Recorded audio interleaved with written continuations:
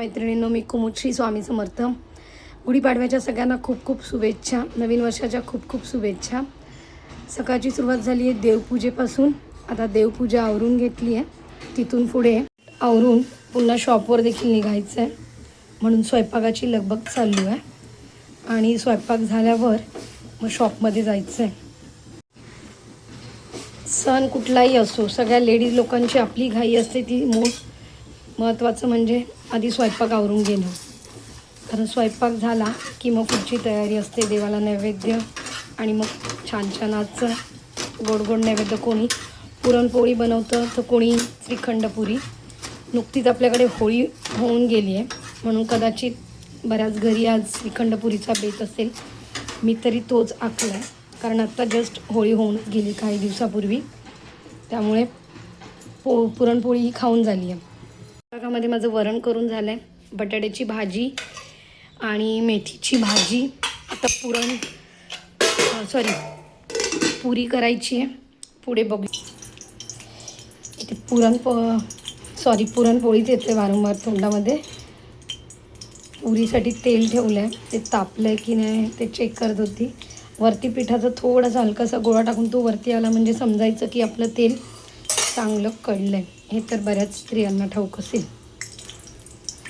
पटापट पुऱ्या करून श्रीखंड आहेत सोबतीला देवाला नैवेद्य दाखवून शॉपवर निघूया.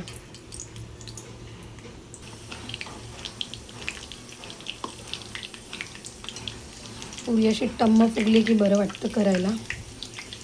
कारण मी खूप वेळ आधी पीठ नव्हतं मळून ठेवलं. आज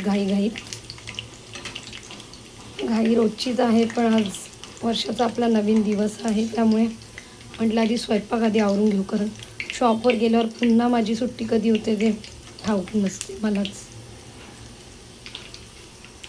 आज बऱ्याच स्त्रियांची सकाळी लगबग असेल. पूजा, मग घरातला स्वयंपाक, त्यांच्या घरी पाहुणे मंडळी येतील.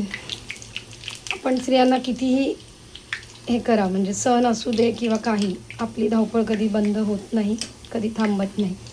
आणि आपल्याला देखील त्यातच समाधान लागतं की आपण केलेलं कोणीतरी आनंदाने खात आहे.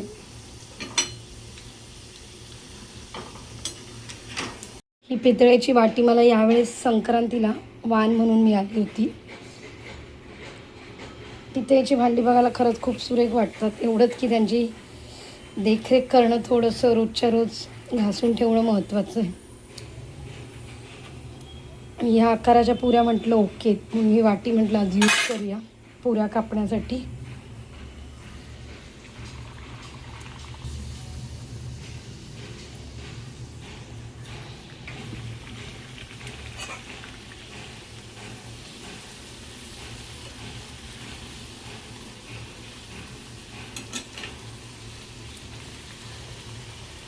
कढईकडे बघू नका, एवढी काळी कुट्ट कशी झाली आहे म्हणाल, पण ही खास माझी फक्त तळण्याची कढई आहे.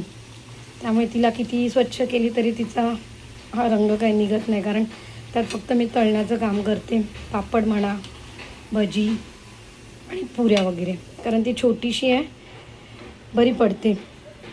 तेलही पटकन धापतं आणि त्यात पटकन छानपैकी तळून होतं.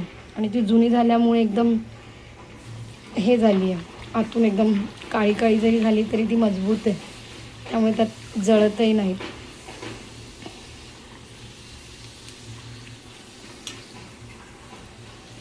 आज तुम्ही सगळ्यांनी काय काय केलं आहेत नक्कीच कमेंट. हे मद्रासी पापड आहेत.